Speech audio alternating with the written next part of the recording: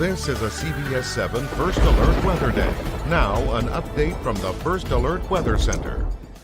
Well, skies are clearing off and things are rather chilly out there as dry, cold, high pressures building in. This is a live look at our ICAM in Fort Stockton, where we are seeing a cold night. Temperatures are already dropping down into the lower 40s in Fort Stockton. 39 out at the Miller National Air and Spaceport already, 38 in Andrews, 37 in Big Spring. So you see that we're already looking at some cold temperatures, not only there, but also in the mountain areas. Fort Davis at freezing already, 32 there, 34 in Alpine, 35 down towards Marfa. Add in a little bit of wind.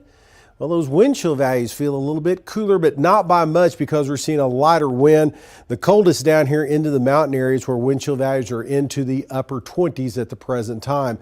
So freeze warnings are in effect for the first freeze of the season. Western southern Permian Basin into the upper Trans-Pecos, but a large part of West Texas and southeast of Mexico will see temperatures as low as 28 degrees overnight tonight, especially here across the parts of the central Permian Basin. In fact, here's a look at the low temperatures again.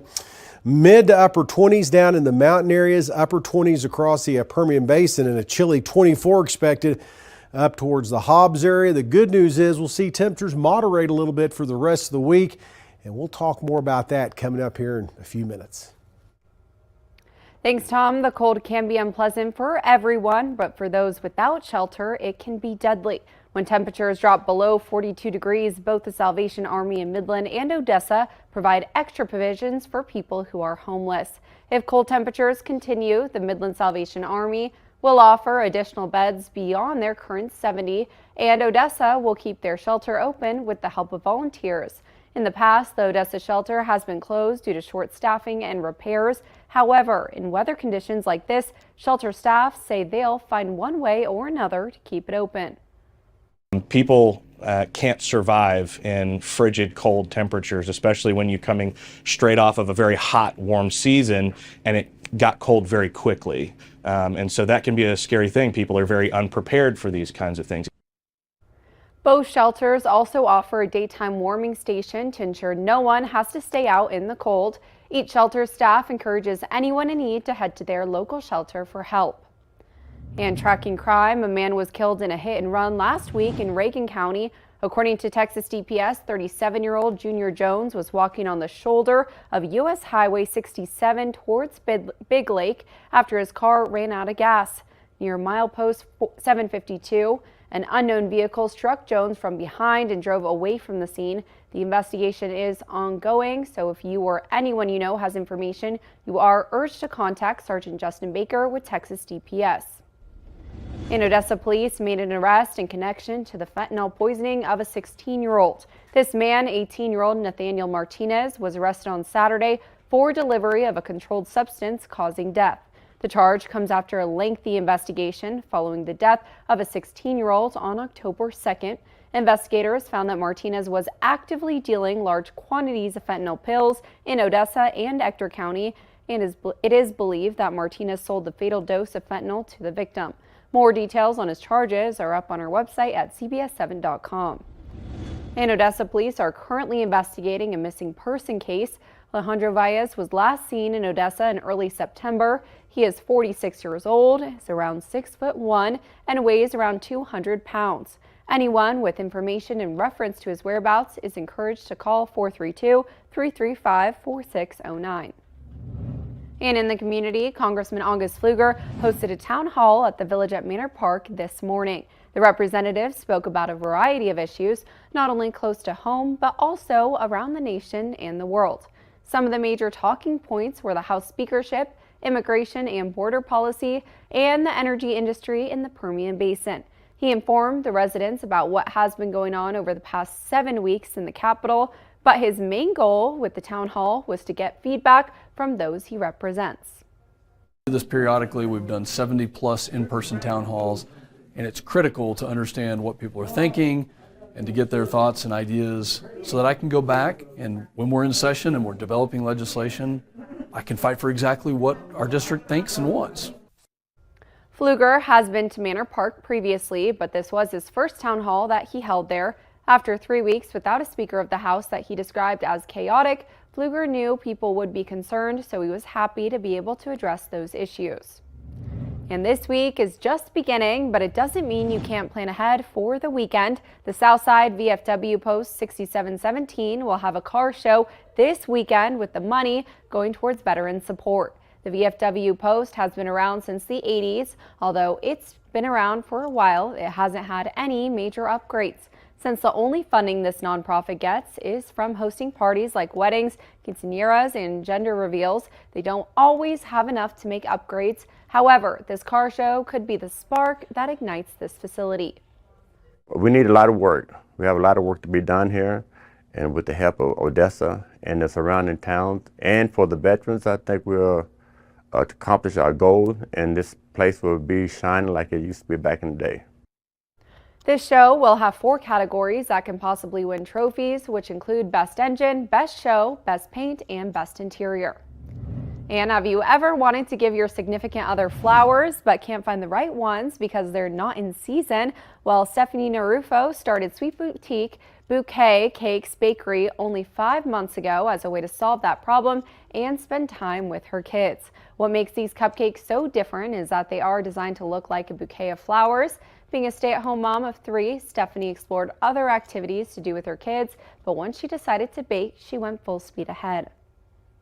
A lot. I have had sleepless nights. I have been completing orders till like 3, 4 in the morning.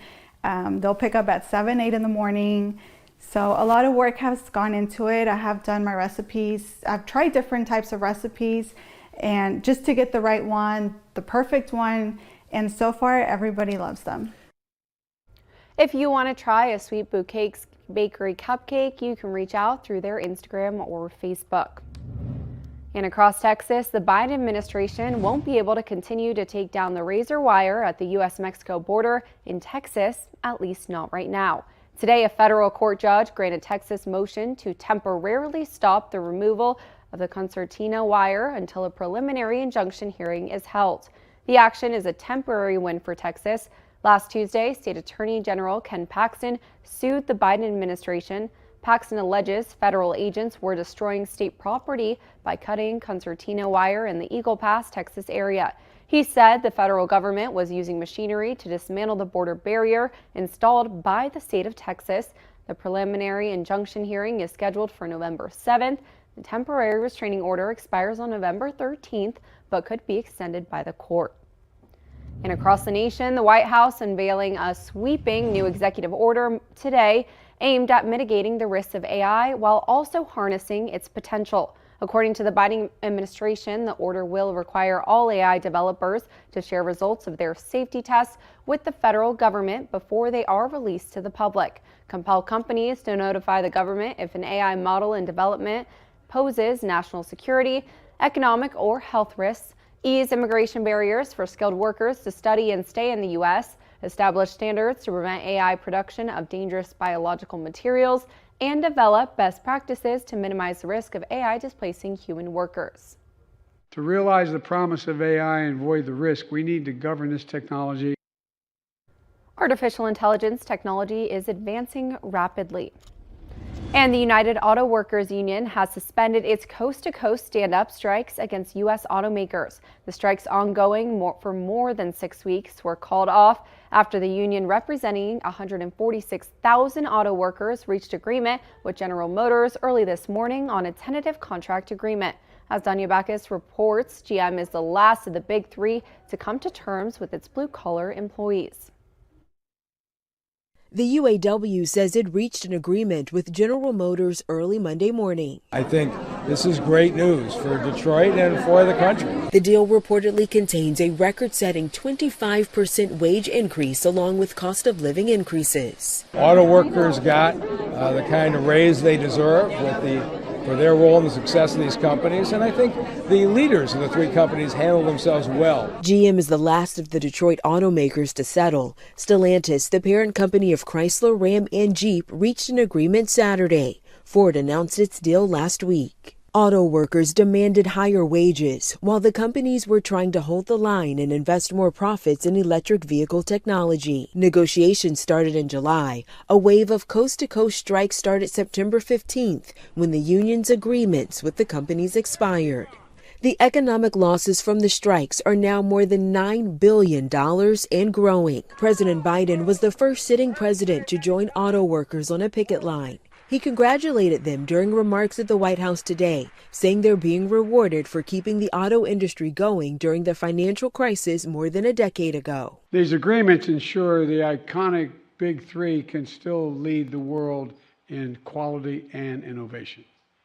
Due to the commitment and solidarity of the UAW workers, willing to exercise their right to collectively. All three agreements still must be ratified by the rank and file. I'm hopeful that we can get to that point and get back to work making the best vehicles on the planet. Once approved, the new contracts would run for 4.5 years. Danya Backus, CBS News, Los Angeles. General Motors Chair and CEO released a statement saying GM is pleased to have reached a tentative agreement with the UAW that reflects the contributions of the team while enabling us to continue to invest in our future and provide good jobs in the U.S. She went on to say the company is looking forward to having everyone back to work across all of its operations, delivering great products for our customers and winning as one team. And now for a look at today's top headlines shown here in real time with real viewers on CBS7.com. See all of these stories and more by downloading our app or visiting our website at CBS7.com. And still ahead, Israel Defense Forces say they've expanded their ground operation inside Gaza.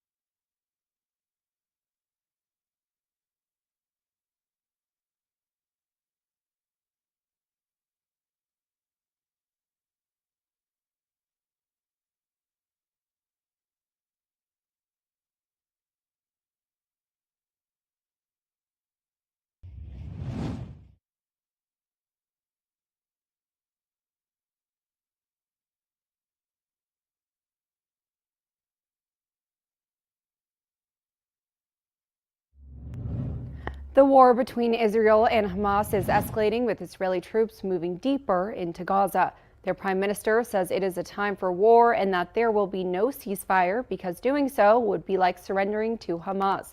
The Hamas-run Gaza Health Ministry says the number of people killed has surpassed 8,000. Meanwhile, there's relief after an Israeli soldier was freed after being held in captive in Gaza. CBS News correspondent Tina Kraus reports from Tel Aviv.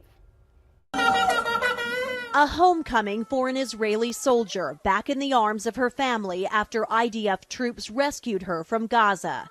Ori Megadish was kidnapped during Hamas's deadly rampage more than 3 weeks ago. Prime Minister Benjamin Netanyahu says her release is proof Israel's ground offensive is paying off as more troops, tanks, and helicopters move deeper into Gaza, keeping pressure on Hamas. Under daily bombardment, Hamas says Gaza's death toll is now more than 8,300, with food, water, medicine, and fuel in dangerously short supply. CBS News producer Marwan Al Ghul drove through what's left of the northern part of Gaza City. Suddenly, massive airstrike hit this house.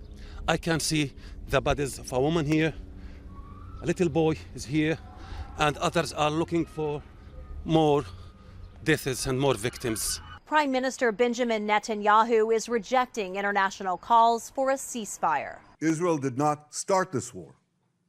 Israel did not want this war. But Israel will win this war. On Monday, Israel confirmed the death of 23-year-old Shani Luke, a German-Israeli woman who was among many young people kidnapped at a music concert. Danny Habobo's friend was murdered at that festival. Habobo says Israel must wipe out Hamas, or Israel will never be safe. And as the hostages' fates remain uncertain, people in Jerusalem gathered around a memorial of more than 200 empty beds for a moment of silence. Tina Kraus, CBS News, Tel Aviv. Well, a freeze on tap tonight for a large part of West Texas into southeast New Mexico, then a warming trend. We're going to talk about all your weather forecast details this week up next.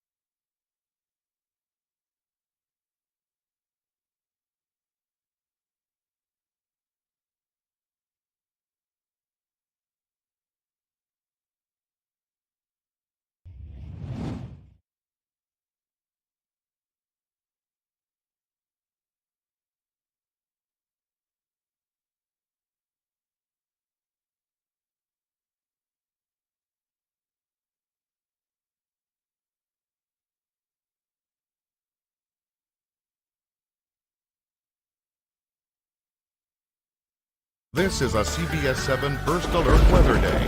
Now, an update from Chief Meteorologist Tom Tieferteller. Well, a freezing morning on the way for the start of your Tuesday, and then we'll see a little bit of a warm up in our forecast. But right now, though, temperatures are dropping. We're already down to 39 again out at the Miller National Air and Spaceport, getting close to freezing. Down here into the mountain areas of West Texas, and most areas will see a freeze overnight tonight. Expecting the first freeze of the season again across parts of the Permian Basin. Add in what wind there is, it shaves a couple of degrees off those temperatures, but we don't have much wind to deal with here. It's coldest down here around Marfa and Alpine, where it feels like 27 right now on the plateau. As we do have cold high pressure building in from the north, this north to south flow in the upper levels of with the jet stream moving right across portions of West Texas. Again, bringing in some of that colder air, and all the moisture's really been scoured out and pushed off to the east, so there went the clouds.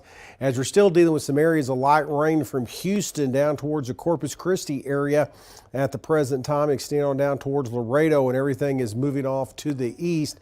Again, there's that high really settling in as the front has cleared all areas of the state, and most areas are dealing with some chilly temperatures right now, as we're looking at, again, 39 out here in the Permian Basin, but 48 in San Antonio. Even along the Texas Gulf Coast, things are really starting to cool off. Now, let's take a look at the freeze warning for tonight again. First freeze of the season for the western southern Permian Basin into the upper Trans-Pecos first thing in the morning. We already saw a light freeze this morning across the central Permian Basin and northern Permian Basin, so those temperatures could go as low as 28 degrees, a little colder into the mountain areas where we could see them down into the mid-20s overnight tonight. So don't forget the pets. Bring them on in. Sensitive plants, bring in the potted plants if you can, cover up everything else. And again, any pipes, wrap them up or let them drip overnight tonight just to be on the safe side, as we are expecting a moderate freeze out there across the area as temperatures will settle into the upper 20s first thing in the morning. And there will be a hint of breeze in the morning too out of the north. So again, that could drop wind chill values down into the mid to lower 20s. So keep that in mind first thing in the morning. And then tomorrow we'll warm up a little bit, mid 50s. So still definitely jacket weather out there coming up for your Tuesday. Now your CBS7 First Alert exclusive 10-day forecast. Can't forget that tomorrow is Halloween, so a little chilly for the trick-or-treaters out there, as we'll see another light freeze first thing Wednesday morning, but then a slow warm up on the way. In fact, looking great for the rest of the week and into the time change weekend. Don't forget we fall back 1 hour early Sunday morning as the temperatures stay mild to warm through the weekend and looking pretty good for the start of next week.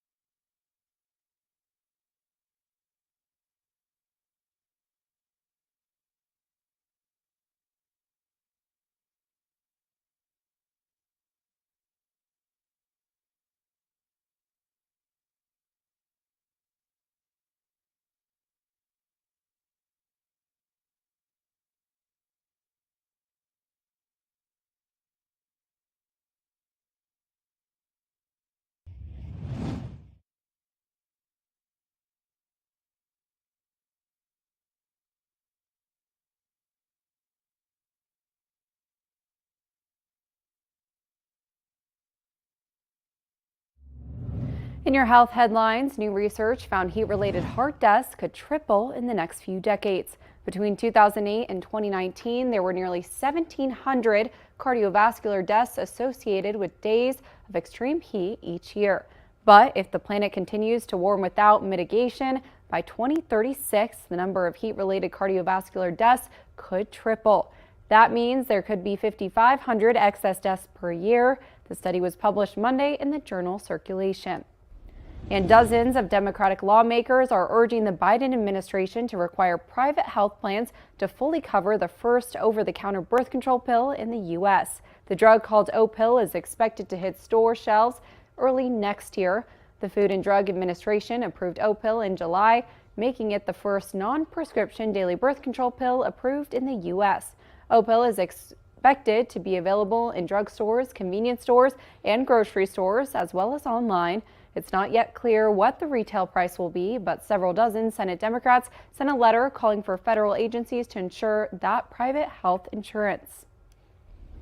And the Biden administration is urging schools to keep medication on hand that can reverse opioid overdoses.